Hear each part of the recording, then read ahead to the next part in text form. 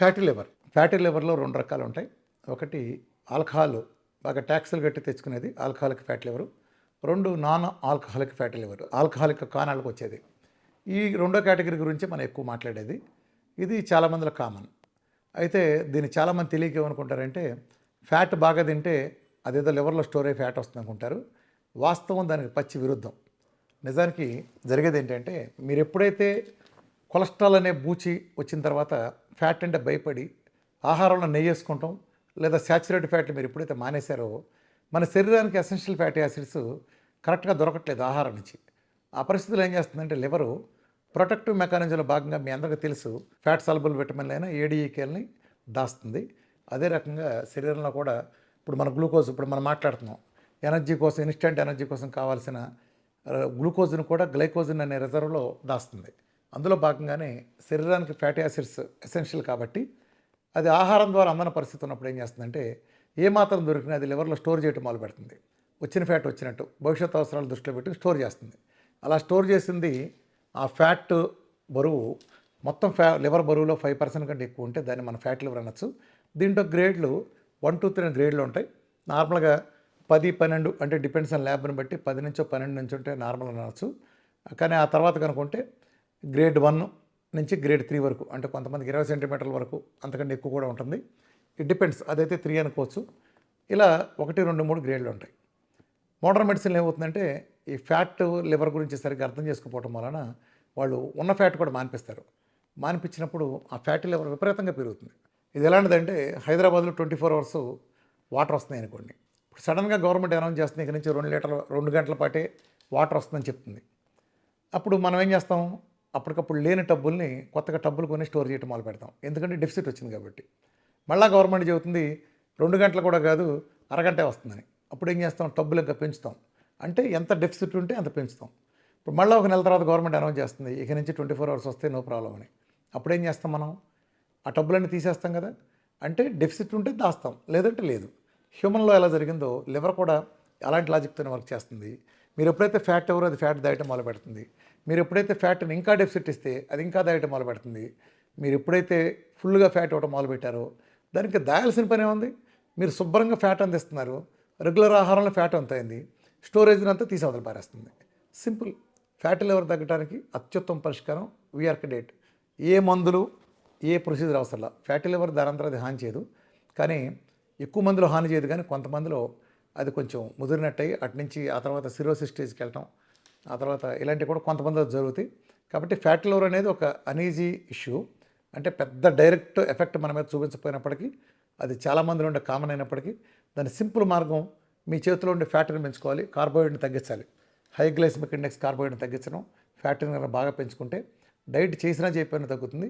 డైట్లో అయితే చిటికలో చేసినట్టు గ్రేడ్ 3 ఉండేది కూడా 0కి మాయం అవడానికి 1-2 నెలల్లో ఈజీగా వెళ్ళిపోతుంది. కాబట్టి వీఆర్కే డైట్ అనేది the best solution for any fatty liver, is it alcoholic or non alcoholic. Thank you. ప్రపంచంలో అనేక ఫ్యాట్స్ ఉన్నాయి, అనేక ఆయిల్స్ ఉన్నాయి, కానీ వాటికి కొబ్బరి నూనెకి తేడా ఏంటి? కొబ్బరి నూనెకి ప్రపంచం నుండి ఆయిల్స్ మొత్తానికి పూర్తిగా తేడా ఉంది. శాచురేషన్ చూసుకుంటే ప్రపంచంలో కల హైయెస్ట్ శాచురేటెడ్ ఫ్యాట్ ఏదంటే కోకోనట్ ఆయిల్. చాలామంది తెలియక అజ్ఞానంతో శాచురేటెడ్ ఫ్యాట్ బ్యాడ్ అనుకుంటారు. అలా కాదు. నేచురల్ శాచురేటెడ్ ఫ్యాట్ ఎప్పుడూ అద్భుతం.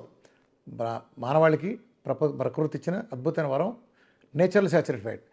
శాచురేటెడ్ ఫ్యాట్లో బ్యాడ్ ఏంటంటే ఆల్రెడీ పాలీ అన్సాచురేటెడ్ ఫ్యాట్ని కానీ మోనో అన్సాచురేటెడ్ ఫ్యాట్ని కానీ హైడ్రోజన్ ఆటమ్స్ అది యాడ్ చేసి ఆ కాలమ్స్ అవి ఫిల్ చేయడం ద్వారా, ఆర్టిఫిషియల్గా ఫిల్ చేయడం ద్వారా వాటిని కన్వర్టెడ్ ఫుల్లీ శాచురేటెడ్ ఫ్యాట్గా మార్చిన ఆ కెమికల్ ఆయిల్స్ బ్యాడ్ తప్ప నేచురల్ కాదు. Coconut oil is one of the, అంటే మన నెక్స్ట్ లెక్కేసుకుంటే పామాలివ్ ఆయిల్, ఇది coconut oil the best fully saturated fats. అలానే గీ కూడా నెక్స్ట్ శాచురేషన్లోకి వస్తుంది.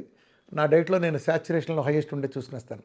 అంటే ఏంటంటే ఒక రకంగా మీకు చెప్పాలంటే ఓ చేప ముక్కను కనుక మీరు ఆయిల్లో వేయించారనుకోండి, ఒక మోనో అన్సాచురేటెడ్ ఫ్యాట్లోనో పాలీ అన్సాచురేటెడ్ ఫ్యాట్లోనో మీరు వేసినప్పుడు మీరు ఆ శాచురేషన్ తక్కువ ఉన్నప్పుడు ఒక 4 సార్లు 3 సార్లకే ఆయిల్ అంతా నల్లబడిపోయి ప్రాపర్టీ మారిపోతుంది. కొన్ని ఆయిల్స్కి అయితే రీఫండ్ ఆయిల్ అంటే కదా ఒక్కసారికి మాడిపోతుంది. అంటే ఆ ప్రాపర్టీ మొత్తం చచ్చిపోతుంది ఆయిల్లో ఉన్నంత. నెక్స్ట్ టైం పనికిరాదు, రీసైక్లింగ్ పనికిరాదు. కానీ అదే కోకోనట్ ఆయిల్ వేస్తే వీటికంటే 10 రెట్లు ఎక్కువ టైము మైలేజ్ దానికి వస్తుంది. అంటే అంత హీట్లో మనం చేసి అంత ఎక్కువ ప్రాసెస్ చేసినా కూడా అది బ్రేక్ డౌన్ అవడానికి టైం తీసుకుంటుంది. అదే శాచురేషన్ అడ్వాంటేజ్. కోకోనట్ ఆయిల్కి మిగిలిన వాటికి తేడా ఏంటంటే కోకోనట్ ఆయిల్లో ఈ ప్రపంచంలో తల్లిపాలలో మాత్రమే ఉండే మోనోలారిక్ యాసిడ్ ఉంటుంది.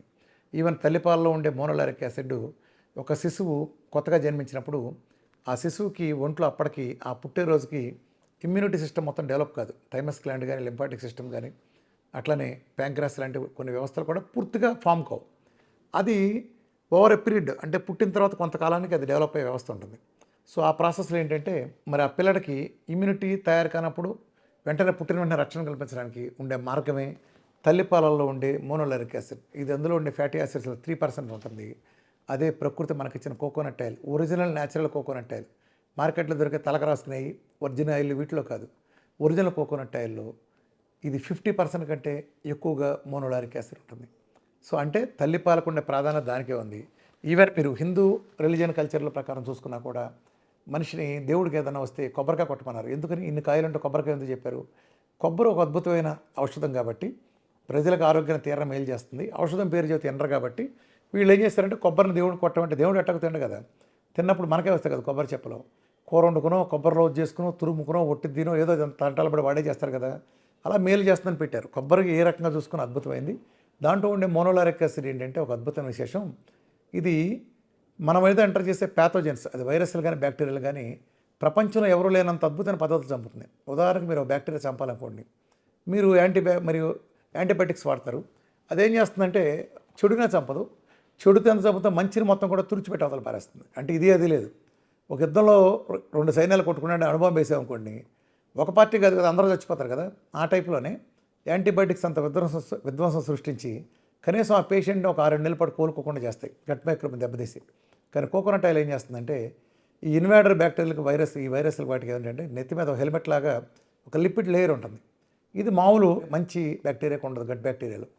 ఇది ఆ వైరస్కి నేనే ఈ సాటి వైరస్ అనే భ్రమ కలిగిస్తుంది. ఈ కోకోనట్ అంటే మోనోలారిక్ యాసిడ్ అది కలిగించిన తర్వాత నమ్మకం కలిగినప్పుడు దాని దగ్గరికి వెళ్ళి దాంట్లో జ్వరపడ షెల్ పగల కొట్టేసేటప్పటికి దాన్ని చచ్చిపోతుంది. అంటే ఎప్పుడైతే ప్రొటెక్టివ్ లేయర్ పోతుందో వైరస్ చనిపోతుంది. దాని డెబ్రీస్ లాంటివి ఉంటే మన ఇమ్యూనిటీ సిస్టమ్ దాన్ని క్లీన్ చేసి పారేస్తుంది. సో ఈ ప్రపంచంలో కోకోనట్ ఆయిల్ ఒక్కటి మాత్రం పనిచేయగలదు. రెండోది ఏంటంటే coconut oil medium chain triglycerides, ఇది అద్భుతమైంది. ఇప్పుడు మన ఫ్యాటీ యాసిడ్స్లో రకరకాల చైన్స్ ఉంటాయి. అంటే శాచురేషన్ బట్టినే కాకుండా అది పాలీ అన్సాచురేటెడా, మోనో అన్సాచురేటెడా, లేకపోతే శాచురేటెడ్ అని కాకుండా చైన్స్ని బట్టి కూడా వాటి హెల్త్ డిసైడ్ అవుతుంది. దానిగా చూసుకుంటే మనకి long chain, short chain, medium chain. అంటే మీడియం చైన్ అనేది మనిషి హెల్త్కి, హ్యూమన్ హార్ట్కి, బ్రెయిన్కి కూడా అద్భుతంగా పనిచేస్తుంది. అది ప్రూవ్డ్. బ్రెయిన్కి కూడా అద్భుతంగా పనిచేసే ఆయిల్ ఏదైనా ఉందంటే అది కోకోనట్ ఆయిల్ మాత్రమే. అది బ్రెయిన్కి అద్భుతమైన ఫుడ్.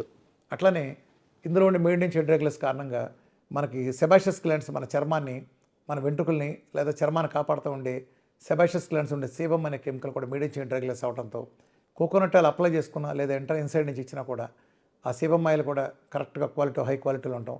అలాగే ఈవెన్ లివర్ ధ్వంసం అయిపోయిన సందర్భాల్లో కూడా, ఈవెన్ మేము లివర్ క్యాన్సర్లు ఇచ్చి లివర్ క్యాన్సర్ అని రికవర్ చేసాం. లివర్ ధ్వంసం అయిపోయిన కేసుల్లో కూడా అది తిరిగి కోకోనట్ ఆయిల్ మనకి ఇచ్చిన సందర్భంలో అది మిగిలిన ఏ ఫ్యాట్లని ప్రాసెస్ చేయని స్టేజ్లో ఉన్నప్పటికీ కోకోనట్ ఆయిల్ ఇన్స్టెంట్గా మెటబలైజ్ చేసి పారేస్తుంది. సో ఏ రిస్క్ లేకుండా లివర్ మొత్తం ముక్కలైంది అనుకున్నా కూడా సేఫెస్ట్గా ప్రాసెస్ చేయగలిగే ఒకే ఒక్క ఆయిల్ ఏదైనా ఉందంటే కోకోనట్ ఆయిల్. సో అది అందుకే తల్లిపాల కంటే గొప్పది. ఇది అద్భుతాన్ని మేలు చేస్తుంది.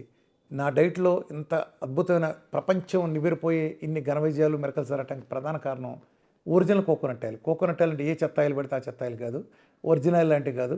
కురుడీలతో నేను చెప్పే న్యాచురల్ కురుడీల్ని చెక్కగానకలో పట్టించిన నేను చెప్పే సహజమైన ఆయిల్. కాబట్టి తల్లిపాల కంటే ఎక్కువ మేలు చేసే కోకోనట్ ఆయిల్తో మీరు వంట కనుక ఏదైనా చేస్తున్నా కానీ వంట షిఫ్ట్ అవ్వండి. వేడిగా ఏదైనప్పుడు అద్భుతంగా ఉంటుంది. మొదట్లో ఇబ్బంది అనుకున్న వాళ్ళు కూడా ఇప్పుడు కొబ్బరి నూనె వదలలేని స్టేజ్కి వచ్చారు. కాబట్టి కొబ్బరి నూనె మాత్రం మీరు రెగ్యులర్గా డైట్ చేసినా చేయకపోయినా వంటలో తీసుకున్నా, ఒంటికి అప్లై చేసుకున్నా, తలకు అప్లై చేసుకున్నా, అలానే రోజువారీ 10-20 గ్రాములు తీసుకున్నా కూడా మిరకల్స్ మీరు చూస్తారు మీరు ఇప్పుడున్న ప్రజెంట్ హెల్త్లో. Thank you very much.